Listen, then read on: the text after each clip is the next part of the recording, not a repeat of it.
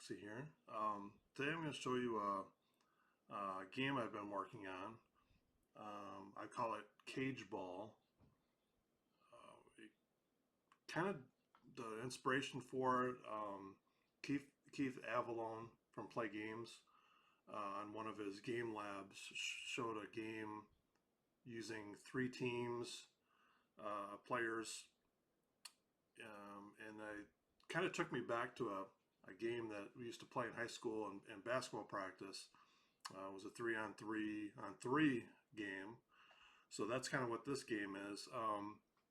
I guess to quickly kind of just show you how the game worked. You had three teams of three. This team would have the ball. They'd be going this way trying to score against these three players. If they did score, then they had to take the ball out of bounds and try to get it past half court and then go against this defense. If they missed or this team stole the ball, same thing. They'd have to try to beat this defense on this side, and would just continuously go back and forth. We had a time limit. I think it was a 10-minute time limit. Obviously, the most points win. So that's kind of how this game, in my mind, plays out. In my game, it's set in post-apocalyptic setting, which is kind of funny. It's a court. It could be a basket. In my mind, it's a basket. It could be just a goal, but the gist is that there's a metal cage around the court with fans all around, and it's a lot of bad people around, and a lot of things can happen. The craziness of it all. So, what I found interesting, I found this back in the early days of basketball. There wasn't really out of bounds per se, and if the ball did go past out of the court, it was the first team that touched the ball got the ball. Well, you can imagine there's fans, people were getting hurt, so they put up these cages. It's hard to see in this picture, but there's cages around this court to keep the fans safe more than anything, I think. So I found that I really didn't know about that. I knew the term cagers was used. Didn't really think too much about why that was, but I found this little article and the picture that kind of explained it. So, I used some AI, made some, cage ball, what cage ball might look like. I have concrete floors, a lot of steel, a lot of, broken down gyms, arenas to play in. You got one of the officials. I definitely don't want to mess with that guy. So, but so I guess the first thing would be the components of the game. There's each team has 5 players. Only 3 obviously play at a time. And they have different ratings, which I'll go over here quickly. There's 84, at least I have 84 fast action cards with all kinds of different actions that can take place. On each card, just pick a random one here. It has a top action and a bottom action. So the top action would be if the team is on offense, say they were going this way, and then the bottom one would be if the team is trying to clear the ball, trying to get it past these guys to the next offensive play. Let's see. There's a rough cards. They have different ratings. There's blind. There's mushy. There's rigid, and there's a showboat. And each of those kind of, blind obviously doesn't call a lot of fouls. Showboat, it's kind of all about him. Rigid is more or less a pretty straightforward referee, and then mushy would be someone that kind of be influenced, I guess, by the players. Maybe not make a call that they should, get a little intimidated. The game uses 2 4-sided dice. Now these are double 4-sided. 1 6 D6. This is the main, probably the main, in the play games world, this would be called a Fury die. And then these are probably the 4 main dice that are used in the game. And then there's a D12 and a D20. So there's also, depending on what comes up, there's a couple of unusual charts that you could roll on for different things to happen. So there's 3-pointers, which are core shots. There's 7-pointers, which are halo shots. And then there could be a bonus shot depending on fouls and technical fouls and things like that, and that's worth 5 points. So just to take one card here, if you can see it. So this is Jasper of the Uprising. Each player can have 3 offensive qualities and 3 defensive qualities. They can either be slick, handles, or smooth on offense, and they could be vice, clamps, or cover on defense. And then at the bottom they have a foul rating. Green obviously doesn't foul as much, yellow a little bit more, and then red obviously fouls a lot more. And then the ratings, you're rolling, every time you're going to have a shot rating, you're going to use the 2d4, and if it falls into this range, they're considered to make the shot. If on a core shot or a 3-point shot they make it, and they get the Fury die comes up the right symbol, it's considered a dunk. And in this cage ball game, we have a judge that judges how well the dunk is. So if they dunk the ball, they roll the D12, and whatever the value is, that's the number of points they get. Now I will say on 1, 2s, and 1 and 2s, they just automatically get 3. It's considered just not a very good dunk, but it's still worth 3 points. And then obviously the more higher numbers, that's the amount of points they would get. They also have a rebound rating, 1 to 5. That comes into play if a player misses a shot. You'll look at the defender's rebound rating, and if the white die is equal to or less than that, then the defender considered to get the rebound. And also the defending team always gets the rebound on a 6. So that's trying to cover everything that the game. I think it'll be, obviously it's one of those where if I start playing, it'll show a little bit more of how the game works. So what I've been doing in my playthroughs is I get the three guys. You're gonna have 3 stars. There's gonna be at times where there's timeouts and sometimes injuries, different things where players are going to come in. You're going to put them in 3 stacks. I'll just take these 3 guys and these 3 guys. So first things first, we need to find out who has the ball to start the game. So what I do is I just roll the 1d6, 1 to 2, 3 to 4, 5 to 6. Okay, it's a 2, so this team's going to get the ball first.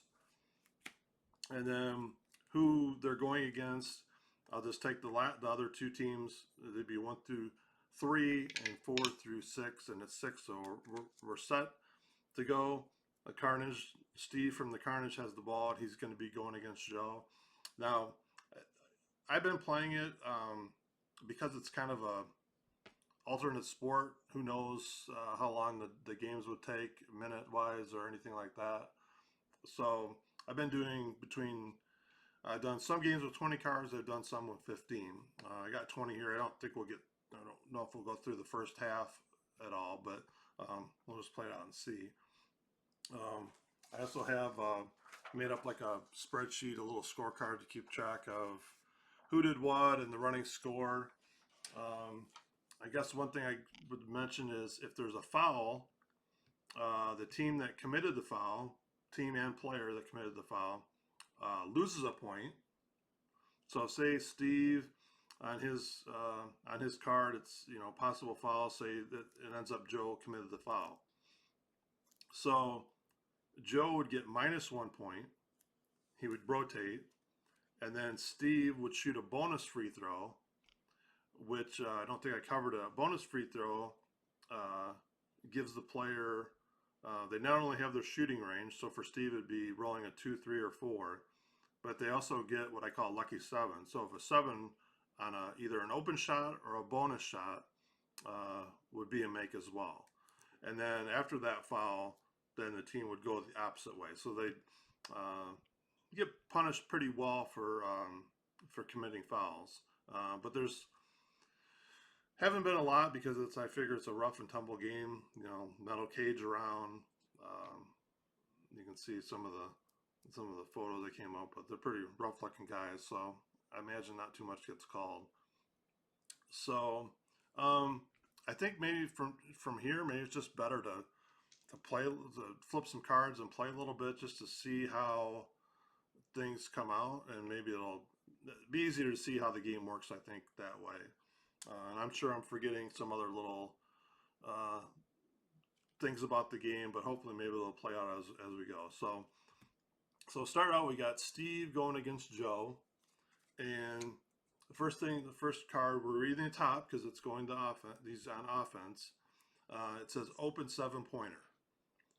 So Steve's going to get to shoot on a 7-point rating. So a 4 and a 5, and because it's open, he also gets the benefit of a 7 if that comes up.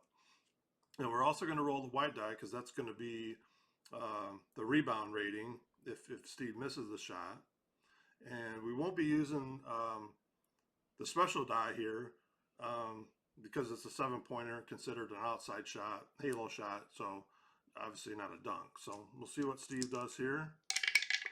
And he gets an 8. So he missed the shot. So Steve would miss the open 7-pointer, and he missed. And the white die came up a 6. So like I said before, that's an automatic defensive rebound for Joe. So Steve missed a shot, so he's going to rotate. Joe got the rebound. He's going to keep the ball, and now he's going to flip a card to try to beat the defense and get an opportunity to be on the offensive end. So let's see. So he gets an easy clear. So it's considered, might have been Joe, might have been William. Somehow they got the rebound and they worked the ball past the defense. And how I've been playing is because there was an opportunity, if a right card come up that Keith could have stopped it, he rotates. And I keep Joe on top. So now he's going to be on offense going against Jasper. So he's going to flip a card, and he gets an open 3-pointer. All right, so he not only gets 4 and 5 is a make, 7 is also a make, and he's also, because it's a 3-pointer, he's going to roll the special die, and if it comes up a circle, it would be considered a dunk. Then we're also going to roll the rebounding die in case he misses to see who gets the rebound. So here's Joe, open 3-pointer, he rolls a 5. So he made it, he gets the 3 points, but he got the square on the special die, and he needed a circle to get a dunk. So he's just going to get the 3 points. So the Freedom Fighters, they've got 3 points. Now he made it, so he gets to stay on top. Jasper's going to rotate to the bottom. And now the Freedom Fighters and Joe are going to try to clear the wall. Oh, we got an unusual result. Okay, so unusual result. I've got 2 different charts. They're 1 to 20 right here, and then on the other page. And how I've got it set up is you roll the special die. If it's a triangle or special die and the D20. Triangle and square are on chart A, and circle on chart B, and then the D20 tells you what happened on the unusual result. It's hard to know what an unusual result would be in cage ball, but I've come up with some. Some are pretty straightforward and simple. Some are a little bit crazy. But so roll to see what the unusual result is for Joe trying to clear the ball against Blitz. All right, so we got a square and an 18. So the square's on chart A, and 18 says two defenders think they are guarding the same player.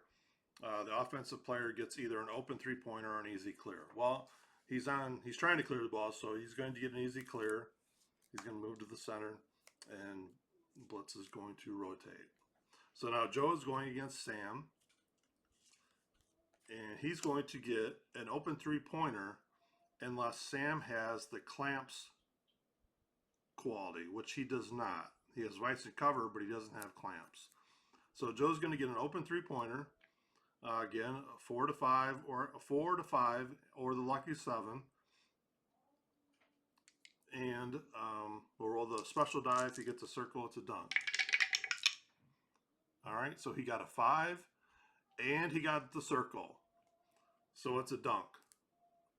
All right, so now he's going to get the special 12-sided die to see what the judge gave him, how good, spectacular, crazy the dunk was. All right, so he rolls an 11. Wow, okay. So that's pretty good. So so he's going to go on the clear side, and now we rotate, and the Freedom Fighters are going to try to clear. All right, so we get stolen unless handles. Okay, so Joe does not have handles. So on the card, he would, if he had handles, it would have been an easy clear. Steve would have rotated, but it's not. So in this case, Steve stole the ball. So Joe rotates because he got the ball stolen. Now Steve has the ball, and now they're going on offense. So they're going to flip a card and read the top action. All right, so now he would have it stolen unless he has slick. Well, he does have slick, so he's going to get a three-point shot. Not open, just a regular three-point shot, just regular on his card, either a 2, 3, or 4, and then the square for a dunk. So he rolls a 4, and he rolls a square. So Steve scores the basket. It's a dunk. Let's see what the judges think. They give him an 8. So the Carnage get 8 points. Steve gets 8 points. He's going to stay, and Williams is going to rotate. So right now we got the Freedom Fighters have 14, the Carnage have 8, and the Uprising has yet to score. And I don't even know if they've really had an opportunity to score yet. So, all right. So Steve has the ball, trying to clear it, and he's going to get an easy clear. So time will rotate. All right. So now Steve's going against Ace. Stolen, same card as before. He has slick, so he's going to get a three-pointer. So we'll see if he can get another basket here. He's got 2, 3, or 4 to make, and he rolled a 5. So he missed the shot. And it's too bad because it would have been a dunk if he would have missed it. So I guess he missed the dunk. And the rebounding die says 1. Well, everybody at least has a 1. So Steve's going to miss the shot, and Ace is going to get the rebound for the Uprising. So Steve is going to rotate, and Ace is now going to try, or the Uprising with Ace with the ball, they're going to try to clear it, and they get an easy clear. I will say I've distributed the different actions are pretty even across the board. There's probably maybe more easy clears than maybe half the deck is easy clears. I figured a lot of times, especially on rebounds, stuff like that, there's going to be some confusion on who's got who, so it might be a little bit easier to get it past the defense going the other way. So, okay, so now we've got Ace against Joe. And Ace is going to get just a regular 3-point shot or a core shot. So he needs a 3 or a 5.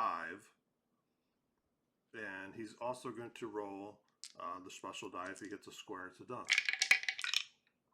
So he rolled a 3. So he made the shot, but it's a circle. So he's just going to get 3 points. But he made it. And they get on the board.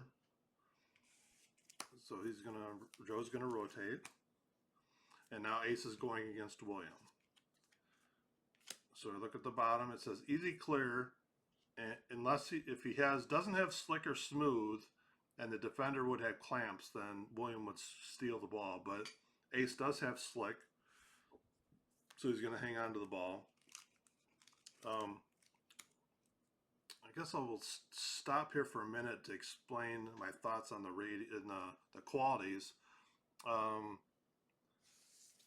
have for slick, I kind of in my mind I have that as someone, if they have slick, their overall offensive skills are pretty good. If they have handles, it's their ability not to turn the ball over. And smooth is their passing ability, which sometimes come up in the cards. And that's reflected in the cards that I made, the distribution of those different qualities. For defense, kind of the same as offense. Vices, they're just a very overall good defender. Clamps would be someone that is very good at guarding the guy with the ball. And then cover would be, he's pretty good at not letting his guy get the ball, or good on help defense. And that kind of plays into the actions on the cards. So I knew I forgot to explain that a little bit. So now Ace is going against Sam. So he's got a 3-pointer, unless the defender has a red quality for his foul, which Sam does. So Sam's going to block the shot. He's going to get the rebound. And we're going to rotate both players, Sam and Ace. And then Carnage is going to flip a card to see if they can clear it. So Steve has it. And it's stolen unless he has slick or smooth, which he does. He has both, actually. So it's going to be an easy clear. Jasper's going to rotate, and Steve is going to move to the center. All right, so now Steve is going against Tom. He's going to get an open 3-pointer unless the defender has clamps, which he does. So he's just going to get a regular guarded 3-pointer. So his rating is 2, 3, or 4, and a square is a dunk. So we'll be rolling the 2 D4s, the rebounding die, and the special die. And Steve gets a 4, or a 3, I'm sorry, which is a make, but he got a circle. So he gets the 3-pointer. Maybe he went up for the dunk, wasn't able to get high enough to get it, so he just kind of laid it in. So he's going to get the score, and Tom's going to rotate. All right, so we got a few cards left. Right now, it's the Freedom Fighters have 14, the Carnage have 11, and the Uprising have 3. So Steve's going to try to clear. It's stolen unless it's slick or smooth, and he has both. So he's going to move to the center, and Joe's going to rotate. Now Steve's going against Blitz. And Steve's going to get a 7-pointer. So his rating is either on a 4 and a 5. He's going to make a 7-pointer. And he got a 4. So he makes it. So it gives 7 more to the Carnage, and they take a 18-14 to 3 lead. So he will be there, and Blitz will rotate, and now they're going to try to clear. And we got another unusual result. Now, I will say I built in a lot, probably a few more unusual results than maybe in any other game. I felt like needs to be some, being in a apocalyptic game with metal cages and cement floors and I don't want to really say hoodlum players, but no, there needs to be a little craziness involved. So that's kind of why there is a few of those, few more than maybe a normal game as far as an unusual result goes. So all right, let's see what happens on the unusual result. And it was Steve trying to clear against Ace. So we get a circle and a 14, where a circle is chart B, and 14 says the active defensive player, which is Ace, gets distracted by a fight in the stands, and the offense either gets an open three-pointer or an easy clear. Well, he's going to get an easy clear because that's they're trying to clear the ball. So Ace gets caught looking into the stands at couple 3-4 guys having a brawl up in the stands, and meanwhile Steve is going to dribble the ball past him and get into the offensive zone against William. So Steve against William. Okay, we haven't had one of these yet, so I was glad we got one. It's a defensive foul check. It's a rough check. So our referee today is Tate. He's a showboat. So what happens is on a foul check is I have this chart right here. Has different, you roll a d12, different qualities, and depending on, and you're going to check the referee card. If you roll the, I'm going to roll the 12. It'd be easier just to do it and explain it. All right, so I rolled a 3. So in a 3, it says, is the referee rigid? Well, he's not. He's a showboat. So if he would have been rigid and the player wouldn't have been green or yellow, it would have been just a no foul. So because he's not rigid, it is a foul. So William fouled Steve. So the Freedom Fighters are going to lose a point, and Steve is going to get a bonus free throw. So first of all, we're going to rotate William. He committed the foul. And Steve's going to get what is called a bonus shot. So he's going to get to shoot off his 3-point core rating. So 2, 3, or 4. And he's also going to get the bonus of a 7. If he gets a 7, it will also be a make. There's no rebound. It's just like consider it like a free throw in basketball. But he's got an open shot, probably maybe in between, it's inside the 3-point line or halo line. And so no rebound. It's just either he makes it or he misses it. And either way, he's going to rotate. So let's see what happens here. He needs a 2, 3, 4, 7. And he gets a 7. So he gets 5 points for that. A bonus shot is 5 points. All right. So because this team fouled, William fouled, Steve is going to rotate, even though he made it. I'm kind of going back and forth on that rule. So now Keith is going to be going this way.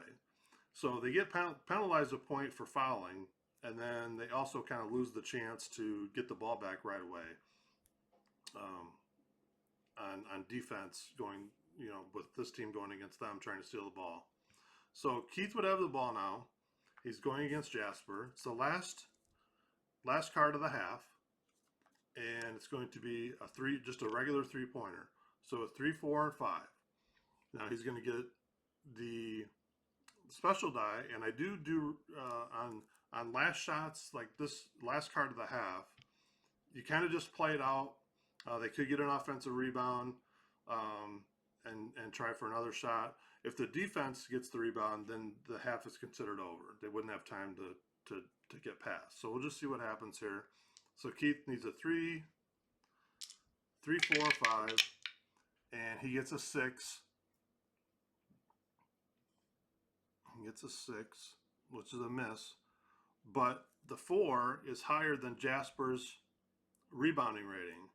So in this scenario, so Keith missed the shot. Jasper couldn't get the rebound. So what happens is I rotate both players. So it is considered that Sam got the offensive rebound. So Sam got the offensive rebound. Time's ticking down. So now he on any rebound shot, it's considered an open shot. So now Sam's going to get a chance to put the rebound in on a 4, 5, or 7. He's going to make the shot, and he also gets to roll the special die. It might be a dunk. So he rolled a 2, which is a miss. It's not in his range. And the white die was also a 2. So Blitz's rebounding is a 3, so that he would have got the rebound, and the half ends. So at halftime, we've got the Carnage has 23, the Freedom Fighters have 13, and the Uprising have 3. So, and just real quickly, what I would do at halftime. So Sam missed a shot, didn't get the rebound, so I would rotate him, and I would deal out 20 new cards, and then I would do the same thing that I did at the start of the game to see who has the ball to start the second half. So it would be one or two, 3 or 4, 5 or 6, and it's a 5. So these guys would start with the ball, and then who are they going against? It'd be 1 through 3 or 4 through 6, and it's a 1. So they'd be going this. So Tom would be starting the second half, going against Blitz, going this way. So I think we almost got through everything possibly that could happen. The only thing that didn't happen was I have a rule that on the last card, if the team is trying to clear the ball and they do clear it, so they would end up, say, the last card is a second last card, they get the rebound, and they're trying to clear, so they get this card, they do clear it, and now there's no cards left. I would say they get a desperation shot. So on a desperation shot, they roll special die. If it's a triangle or circle, it's a 3-pointer, and if it's a square, it's a 7-pointer. So if this scenario would have played out, it would be a desperation 7-pointer, kind of at the buzzer. There's no rebound. It's just if they make it or miss it. And instead of reading off of any of their qualities, you just roll a 2d4, and if it comes up doubles, it's considered a make. So we'll just see what would happen. Blitz takes a desperation 7, and it's a 1 and a 2, so he would have missed it, and the half would have been over. I think that's pretty much covers everything in the game. Like I said, I just wanted to do a video. We didn't get to any timeouts. Sometimes a card will come up in a timeout, and it'll have different actions on it. Sometimes it's the team with the ball subs in. Sometimes it's the teams without the ball that subs in, and sometimes it's all the teams. So it's kind of like a I'm trying to think what the word I'm looking for. But it's, not all 3 guys are on the, sometimes you'll have, all 5 guys will end up being in the game or in the stack, but obviously only 3 are playing. So that's kind of how I've been playing it. Fouls, I've kind of messed around with if so many fouls that they would foul out. Haven't quite figured out how I want to do that yet. I kind of had it at 3, but to be honest, I haven't really. I think other than one time, I've probably played about 40 games. I've only had a couple times where that came up. Technical fouls, we didn't get one of those. Those are kind of on the unusual results chart. If that would have came up, the player that got the technical would lose 4 points, and the player that had the ball or was on offense would get 2 bonus shots. Because that's a possibility of 10 points right there, and they'd get the ball going the other way just like a normal foul. So I think that's kind of it. I just wanted to kind of throw it out there. Be very welcome to any comments, any thoughts, any I would do it. Maybe this would work. Obviously, it's a work in progress. To be honest with you, I don't even know at the end of the day what I would do with this game, but just a kind of a concept I came up with, like I said earlier, just a game that I saw Keith play on one of his game labs. The game that we used to play in high school kind of clicked in my head. Obviously, it's a little different kind of game than we played, but and had it kind of set in the apocalyptic theme. Just thought you could have 6 teams in a league, maybe two leagues of 6. Have a schedule where they I made up a schedule where they would all play. They would all play each other. They'd be in 4 games against each other, all 6 teams, and the end of it would be the team that won. The match would get 10 points. Second place would get 7 points. Third place would get 3 points. I haven't really figured out if there was a tie yet. Kind of maybe going with like a shootout type thing for only for first place. Say 2 teams tied for first in a game. You would figure out who you want, kind of like a shootout in hockey, off the core numbers, and the first team to miss, wins, gets an extra bonus point and wins. My thought was if one team wins and the other 2 teams tie, they would just split 4 points in the point standings, and then like the tiebreaker might be like total points scored, something like that. So but yeah, cage ball, like I said, I've probably just over the last month kind of came up with the ideas, worked on different scenarios, how I thought it would work best. It's a kind of a quick game. I've also played some games with just 15 cards because there's so much action that even with 15 cards, a lot of stuff can happen. I don't know if there's a set like point total. I've had teams finish with minus points. I've had I think one team scored 50 points in a game. So the cards kind of drive the timing mechanism of how long you want the game to play. There really isn't hey, this team should score this points or whatever. There isn't that, with it being kind of an alternate sport. So I think I covered everything. Went a little bit longer than I wanted to, but like I said again, any comments would be welcome. Like I said, I'm having fun with it, and I guess we'll just kind of go from there. Maybe I'll do another like a full play game in the future and kind of put that up.